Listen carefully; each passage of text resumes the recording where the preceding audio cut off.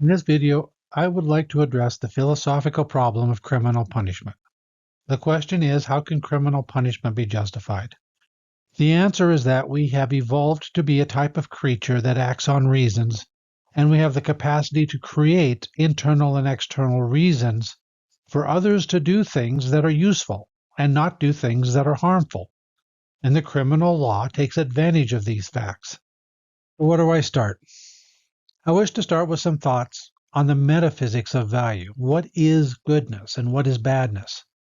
I'm going to start with the idea that there is no such thing as what the philosopher J.L. Mackie called objective intrinsic prescriptivity.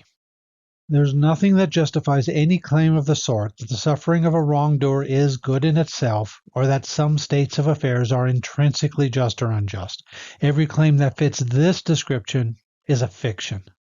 Whatever value is, it is not an intrinsic property that somehow provides those who become aware of it with a reason for action.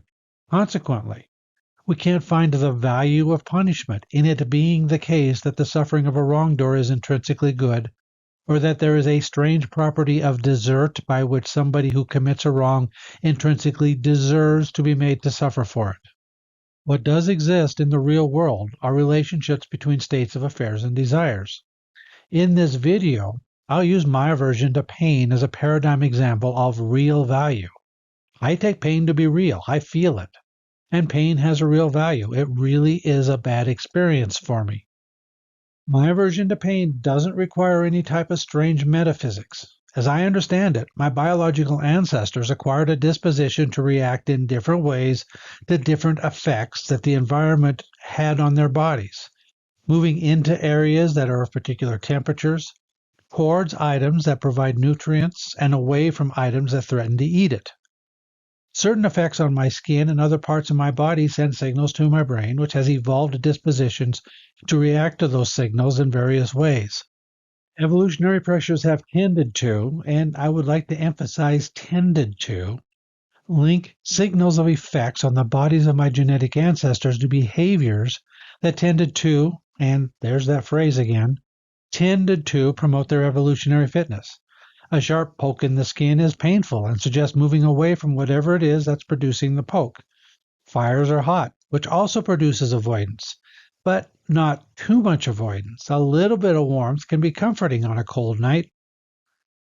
We don't need to go into the specifics of how this system works. All we need to know is that there is nothing metaphysically strange about it. Not only is pain not metaphysically strange, it provides reasons for intentional action. Evolution has given me some capacity to predict what types of events will cause pain, and the capacity to plan actions that will help to avoid pain experiences. If asked why I choose not to perform some action, the answer because it would hurt is a perfectly legitimate answer. Assuming that it's true, anybody who hears that answer shouldn't be confused by it. So what does this give us so far? My aversion to pain, which is a product of evolutionary development, provides me with a reason to perform those types of actions that will tend to help me avoid states of affairs in which I'm in pain. Right? There's no mystery here. The mystery is that somehow we're supposed to get to a theory of punishment. That seems an awful long ways away, but let's continue. I recognize that I can divide up the potential sources of pain into two types of causes. One type of cause is blind nature, diseases, hurricanes, fire, the aging process. To the degree that I understand the laws of nature, to that degree I can predict what the effects of certain actions will be.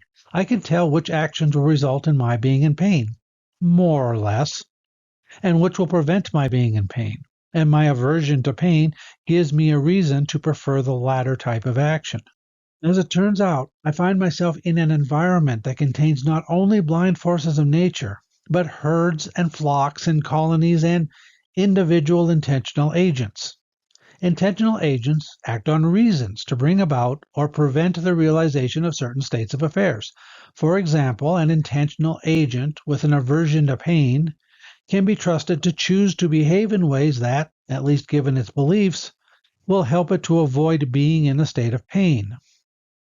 When it comes to avoiding my own pain, one of the ways I can do this is by giving intentional agents reasons not to behave in ways that might cause me pain, and to behave in ways that might help me to avoid pain.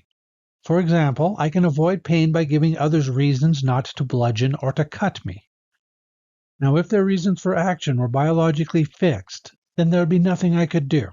They'd be like any other object in nature, but reasons are malleable. We've evolved so that experiences can change our reasons for action, making it the case that we learn to like to do some things and dislike doing other things. So if the reasons for action that other people have depend in part on their interactions with their environment, then if I can influence their environment in the right ways, I can influence their reasons for action. I can give people reasons not to do things that might cause me pain and reasons to do things that might help me to avoid pain. All I need to do is figure out what experiences create the desired results, and then I can go about creating those experiences. Now, at this point, I want to bring into the discussion Peter Strawson's highly influential 1962 article, Freedom and Resentment. In that paper, Strawson noted that humans tend to have two different types of what he called reactive attitudes to the two different types of causes of harms and benefits. He labeled the type of response we have to the blind forces of nature the objective attitude. This is called the objective attitude because the potential causes of our pain are mere objects, things. They have no mind of their own. They have no intentions. A disease, a hurricane, a fire.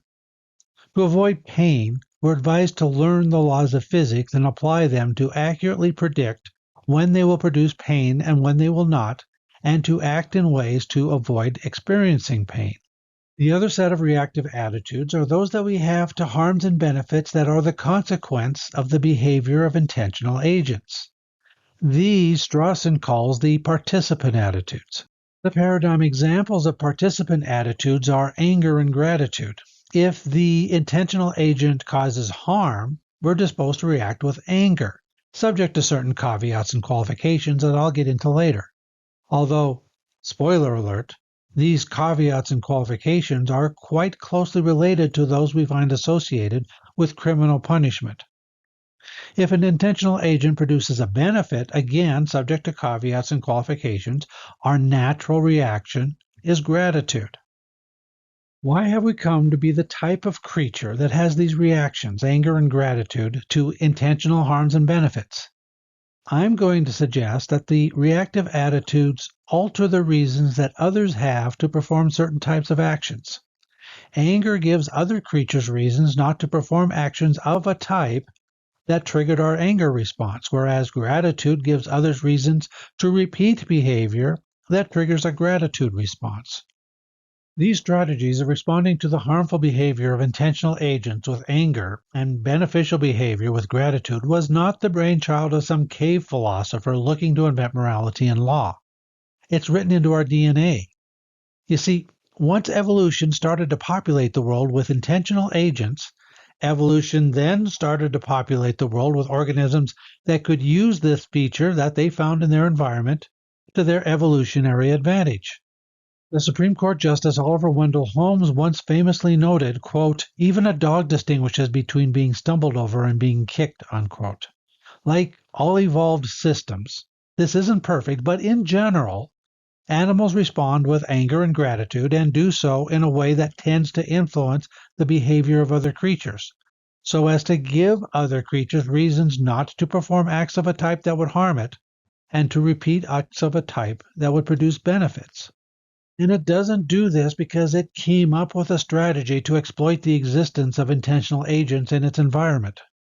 It does so because it has evolved a set of behavioral tics to naturally and unthinkingly respond in one way to the harmful behavior of intentional agents, and another way to the beneficial behavior of intentional agents, and yet a third way to the blind forces of nature. A rattlesnake's rattle, a bee's sting, also work to give intentional agents reasons not to perform certain types of actions. The bee's sting is seldom fatal, but it does give other creatures a reason to leave the hive and the bees themselves alone. And if this bee dies delivering the message, the other bees still harvest the benefits. The bullet ant has a sting that's so painful that's considered comparable to being wounded by a bullet, thus the name. It provides those who experience it a strong reason to choose some alternative course of action that doesn't bother the ants. The fact that these types of responses don't require cognitive input is shown by the fact that some plants, and fungi even, evolved to produce behavior-changing effects in intentional agents. Many types of mushrooms cause severe nausea. When a creature eats the mushroom and becomes violently ill, this provides the creature with a reason not to eat anything that looks like that type of mushroom ever again. Peppers have a chemical, capsaicin, that activates pain reception neurons in mammals, but not in birds. It's likely not a coincidence that when a mammal eats a pepper, the seeds are destroyed. But when a bird eats a pepper, the seed emerges from the other end unharmed and ready to grow into a new plant.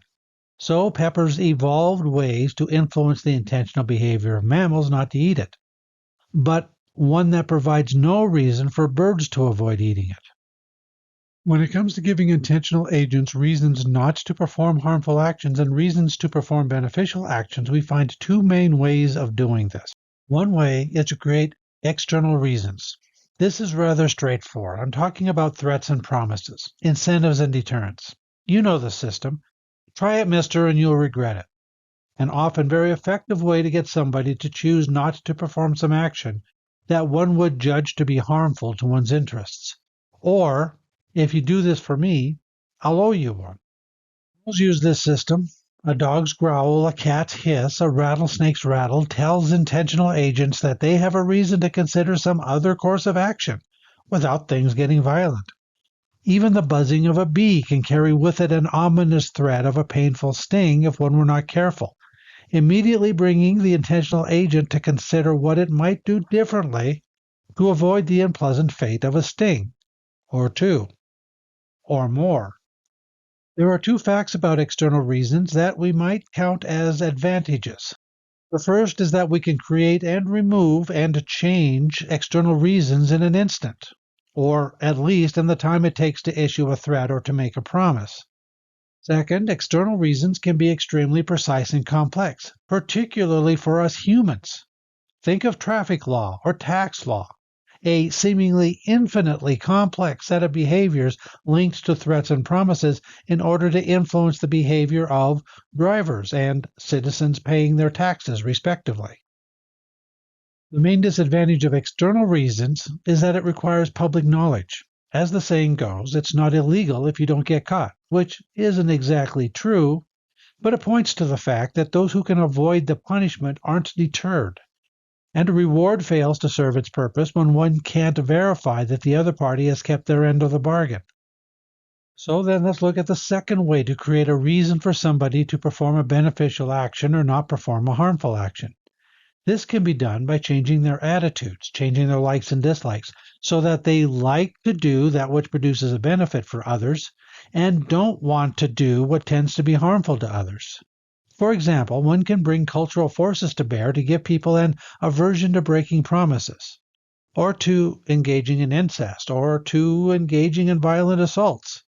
This is sometimes described as a process of internalizing cultural norms, making it a part of one's character that one values performing some types of action, helping those in need or keeping a promise, and dislikes performing other types of action, such as theft or assault. Internal reasons has its main advantage where external reasons have their shortcoming. Internal reasons will work even when an agent can act in secret. A person who likes performing some type of action that serves as a benefit to others, a person who likes teaching or helping their neighbors, or producing works of art, doesn't need to be provided with an incentive. They perform the activity for its own sake, as part of what gives their life value. Similarly, a person who hates being late will go to extra effort to make sure that they will meet their deadline on time. Whereas the person who doesn't care will only worry about avoiding a penalty. This has been recognized since Aristotle. Aristotle said, quote, "Self-respect and shame before one's own conscience should keep one from doing a wrong even if no other man will know of it. He who is kept from wrong by law is likely to sin in secret, but he who is brought to duty by conviction is unlikely to err either in secret or openly. End quote. Internal reasons also come with two disadvantages, right where external reasons have their advantages. We can't create internal reasons quickly or reliably. The process is slow, requiring a consistent exposure to effective cultural expressions of approval and disapproval. The process can be short-circuited if a person is raised in an abusive household or a violent neighborhood where harmful dispositions are praised and those who are kind and helpful are seen as suckers. The second disadvantage is that the internal reasons have to be kept relatively simple. We can create a rule and attach an external sanction that says no parking between noon and 1. But we can't easily create an aversion to parking between noon and 1. Or maybe we can with a lot of very hard work, but it's many orders of magnitude more difficult than making and enforcing a rule. An aversion to eating human flesh, except when one finds oneself trapped high in the mountains with nothing to eat but those who have already died, might be more useful than a simple aversion to eating human flesh. But the simple aversion is much easier to cultivate, and once cultivated, will provide the agent trapped high in the mountains with nothing to eat with a reason not to eat those who have already died. So we have an evolved disposition to have reactions to intentional behavior that tends to create in others reasons not to perform actions that threaten our evolutionary fitness or to perform actions that promote our evolutionary fitness. This still leaves us with a couple of problems. The first problem is that evolution is sloppy. No evolved feature, hearts, immune systems, the pain system functions perfectly well to serve our evolutionary fitness. It does well enough, though if you think about it, it doesn't even do that. Nearly all species that have existed have gone extinct. The second problem is much more serious. Evolution isn't normative. In other words, it isn't a moral law of nature that we're all obligated at all times to serve our evolutionary fitness. Somebody might decide not to have any children. That's perfectly legitimate. Insofar as our systems serve our evolutionary fitness, that effect is an unintended consequence. No animal worries about its evolutionary fitness, though it has dispositions that tend to promote its evolutionary fitness anyway. Both of these problems answer to the same fact. The reactive attitudes are malleable. They are among the things that respond to environmental influence. Consequently, by shaping the environmental influences, we can choose what to have trigger a reaction like anger or gratitude. Because we have a choice, we, as a society, are invited to consider and debate the question, what should we have trigger our reactions of anger and gratitude? This further invites the question, what reasons do we have to nurture and promote this trigger and to starve or demote that other trigger? It's not to better serve our evolutionary fitness. Instead, our reasons for choosing one reaction over another has the same grounding as our other choices. They're grounded in our desires. My aversion to pain provides me with a reason to avoid hot fires. My aversion to pain also gives me a reason to nurture reasons for others not to do things that can result in my being in pain. By the way, when I talk about fulfilling desires, I'm talking about what philosophers call fulfilling basic desires or ends. A person might think that they desire something because they're unaware of what it really is or what it really does. These desires don't give people reasons to do anything. They give people false beliefs that they have reasons to do things. So be careful. The fact that somebody believes that vaccines cause autism doesn't create a reason to avoid being vaccinated. Now, just to rehearse. We have these evolved sentiments that tend to react to intentional behavior in ways that tend to create for other intentional agents reasons, internal and external reasons, to repeat behaviors that tend to promote our evolutionary fitness and not repeat behaviors that tend to thwart our evolutionary fitness. However, these dispositions are malleable, and evolutionary fitness isn't normative. There's no natural duty to promote evolutionary fitness, which means we can take this system and mold it so as to create in people internal and external reasons to repeat behaviors that fulfill our desires and prevent them from engaging in behaviors that thwart our desires. And this leads to what has conventionally come to be widely accepted as a two-tier system for justifying punishment. At the first level, we act on our sentiments. We react to the intentional harm doing of others with anger and condemnation. These are reactions that tend to create reasons for others not to engage in that type of action, but that's not why we do them. The behavior itself makes us angry. When asked, "Why are you angry?" the answer is because he lied. It's not because by being angry I can create in others reasons not to lie. At the second level, we can ask and answer whether it's a good idea to cultivate that type of reaction to that type of behavior. We can phrase it in the form of asking, does that type of behavior warrant anger? Is this the type of thing people should get angry about? Here is where we take note of whether an anger response will tend to generate reasons not to perform actions of that type, and whether it's a good idea to generate reasons not to perform actions of that type. Not at the level of action, but at the level of justifying the sentiments that cause those actions. Let me illustrate this by taking my favorite example of drunk driving. We have reasons to give people reasons not to drive while drunk. That is, those of us who don't want to be splattered all over the road by a drunk driver, or have somebody we care about splattered all over the road. We have reasons to give people reasons not to drive while drunk.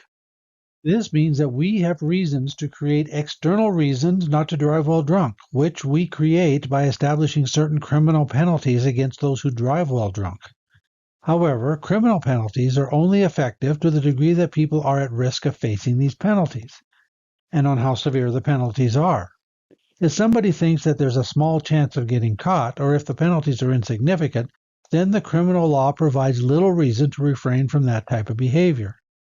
We also have reasons to create internal reasons not to drive while drunk, to write into each person's character a reluctance to get behind the wheel of a car if there is a chance that one can't make it home safely. The great thing about internal reasons is that if we're successful in creating them, they always stand in the way of somebody driving while drunk. While an internal reason is in play, the fact that one can drive home without getting drunk is as irrelevant as the fact that one can drink urine without getting caught. The dislike alone is enough to prevent people from performing the action, even when they will not get caught. Though it doesn't always work on all people all of the time. Thus, there's still some value in also creating external reasons. One way to create these internal reasons is with expressions of social disapproval, a message of condemnation and contempt for those who would put others at risk. This is meant to have an effect not only on the person punished, not even primarily on the person punished, but to teach a moral lesson to the whole community. And this is handled through a process of internalizing a cultural norm. One of the reasons why I favor the drunk driving example is because when I was a teenager, drunk driving wasn't seen as such a big problem. It wasn't until the late 1970s, when a number of mothers whose children were killed by drunk driving started to call for a change in drunk driving laws. An appreciation for the harms that drunk drivers caused implied an appreciation for the reasons to create in people stronger reasons not to drive while drunk. Activists such as the organization Mothers Against Drunk Driving argued for creating more and stronger external reasons not to drive while drunk in the form of stronger laws and stiffer penalties.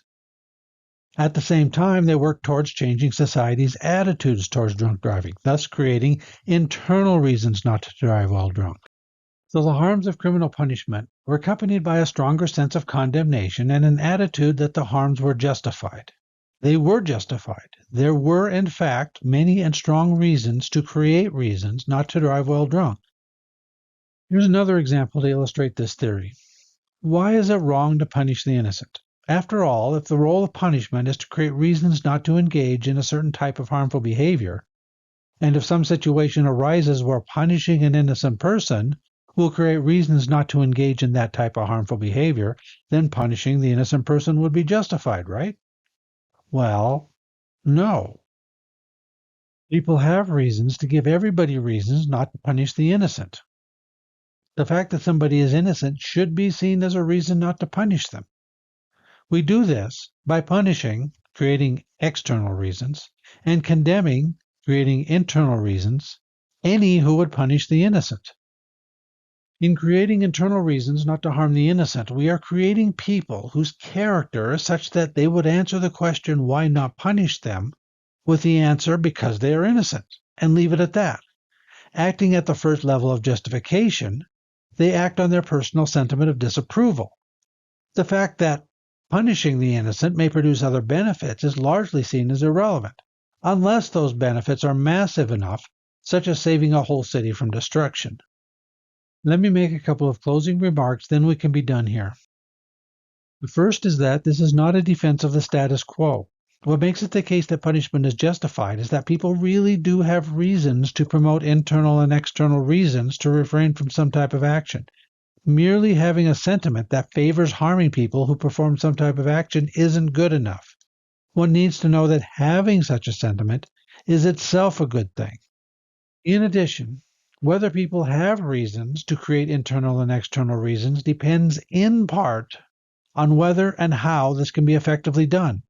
If spanking a child does not create reasons not to perform certain types of action, if instead it tends to dispose those who are spanked to strike out violently at slight provocation, then perhaps we should not be spanking children.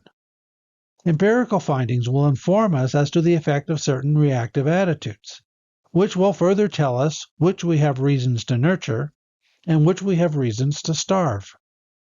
Along the same lines, we can ask if capital punishment serves to provide people with reasons not to commit murder, or whether instead, by celebrating capital punishment, we make it psychologically easier for one person to kill another, particularly when they reach a mistaken conclusion that he deserves it.